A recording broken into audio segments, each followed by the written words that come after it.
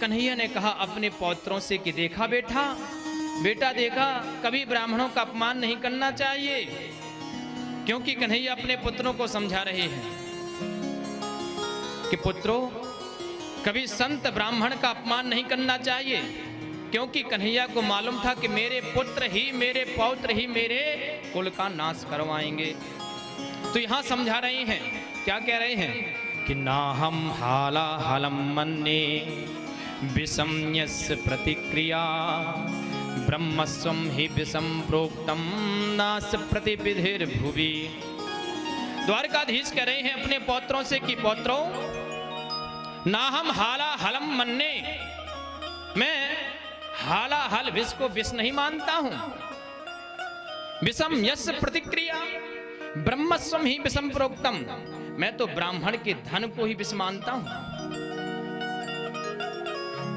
जो ब्राह्मण को मन में संकल्प कर लेता है कि मैं ब्राह्मण को इतनी दक्षिणा दूंगा, पर बाद में भूल जाता है, तो उसको बहुत बड़ा पाप लगता है।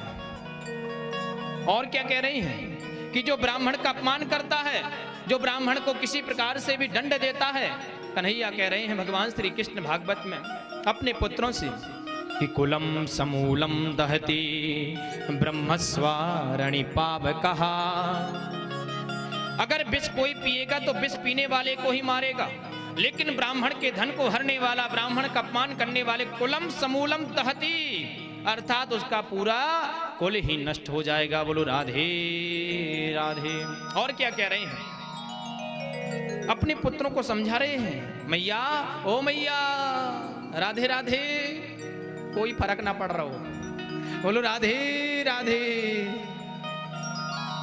और कह रहे हैं कि स्वदत्ताम परदत्ताम वा ब्रह्मवृत्तिम हरिश्चयः षष्ठी वर्ष सहस्राणि भिष्टायाम जायते क्रमिः। स्वदत्ताम अपने द्वारा दिया हुआ धन, परदत्ताम जो दूसरा दे रहा है धन, ब्रह्मवृत्तिम हरिश्चयः जो ब्राह्मण की वृत्ति को, धन को हरता है, वह क्या होता मरने के बाद, षष्ठी वर्ष सहस्राणि भिष्टायाम जायते क्रमिः।